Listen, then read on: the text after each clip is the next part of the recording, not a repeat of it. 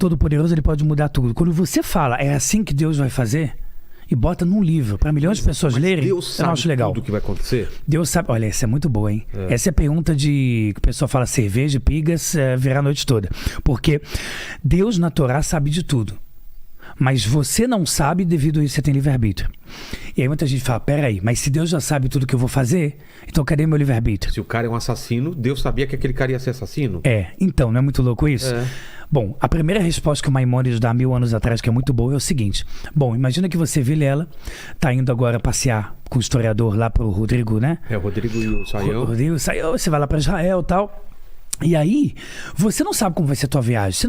Você vai estar pensando em vários rolês que você vai querer dar lá. Sim. Aí eu chego e falo para você, cara, tem um budista lá no Tibete. Tem o quê? Tem um budista lá no Tibete que o cara é monstrão.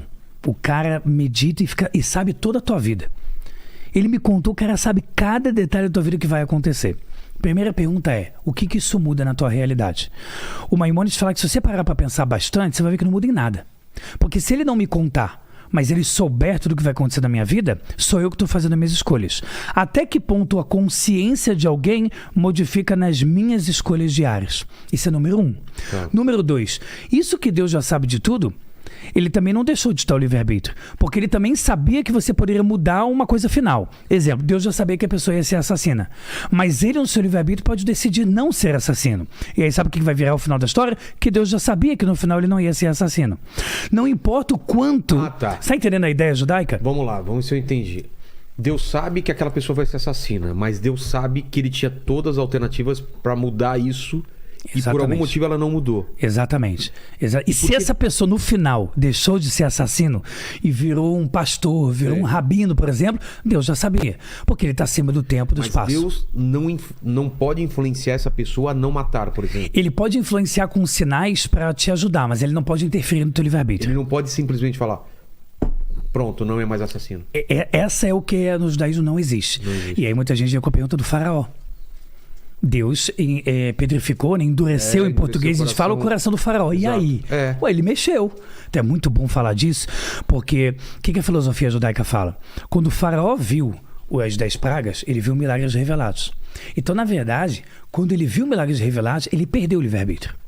Ele viu Deus na cara dele, destruindo o Egito inteiro. Ele tinha uma ideia e ele tinha o poder para fazer o que ele bem entendesse. Ele era o Deus que falava do que levanta o sol. Quando ele vê materializado Deus e fala, porra, Deus fez essas coisas. O livre-arbítrio dele apaga. Exatamente. E ele fala, eu tenho que fazer o que estão me falando. Exatamente. É aí que por que Deus endureceu o coração? Para voltar a nivelar. A Kabbalah fala que Deus só endureceu o coração do faraó porque ele perdeu todo o livre-arbítrio quando ele viu as 10 pragas. Exato. Acabou o livre-arbítrio. Se Deus aparece na tua cara e joga a palavra dele na sua cara, você perdeu o livre-arbítrio. Se aparecer um anjo... mas aí tem várias cenas na Bíblia que ele faz isso através de anjos. É verdade. E o cara fala, faz tal coisa. É verdade, mas acabou é diferente. É diferente. Quando Deus manda um anjo, por exemplo, para falar que Abraão e Sara vão ter um filho daqui a um ano, é uma coisa que já foi decretada dos céus. Uma promessa. Ele não está falando, olha, a partir de agora, vamos lá, vou te contar o teu livro da vida. Vai acontecer isso. E número 2, ele não chega e te revela toda a Torá e os segredos da sabedoria e todo... Ou quando fala para Moisés, tira esse povo daqui e leva para a terra prometida. Ele nem sabia como é que ia ser. Tanto que ele não sabia que ele não ia entrar em Israel. Entendi. A ideia é que Deus ele pode interferir no aspecto de te mandar sinais. Ou ele interfere quando o milagre foi tão grande que agora ele precisa fazer a coisa voltar à balança. Quando que ele decide que interfere? É porque... É isso que eu queria entender. Ele poderia simplesmente deixar o curso da história seguir. Sim. E ele sabe tudo que vai acontecer. Mas às vezes ele tem que intervir de algum jeito. Por quê? Eu acredito que um dos motivos que isso acontece para que... Em vários momentos. Em vários momentos, né? Principalmente antigamente, né? Eu acho que mais antigamente, né? Eu acho que a ideia toda é Deus em algum momento precisa se revelar. Quer dizer, não faz sentido eu te dar uma Harley Davidson incrível e não te explicar como é que usa. Entendi. Não faz sentido na década de 90, sei lá, eu te dar um micro-ondas animal e não te dar um manual de instrução. Nos Estados Unidos está lá, não coloque animal doméstico no micro-ondas, porque já teve louco que botou o gato para secar. Explodiu o bicho. Ou seja, qual que é a ideia? A ideia é que precisa de um manual. E o manual está através das revelações. Por exemplo, Deus deu a Torá para Moisés no Monte Sinai para milhões de pessoas.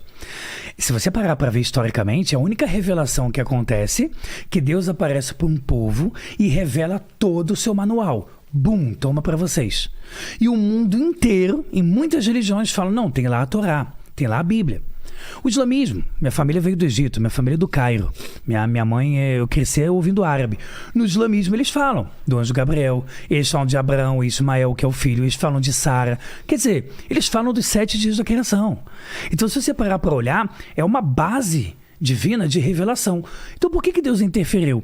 Eu acho que a palavra não é só interferiu, mas ele foi lá e botou as regras do jogo. Olha, eu vou ensinar para vocês o porquê que vocês vieram ao mundo. Esse é o objetivo da humanidade. Vocês precisam saber. Agora, Deus não vai chegar e modificar as coisas no estalo com milagre revelado a todo tempo.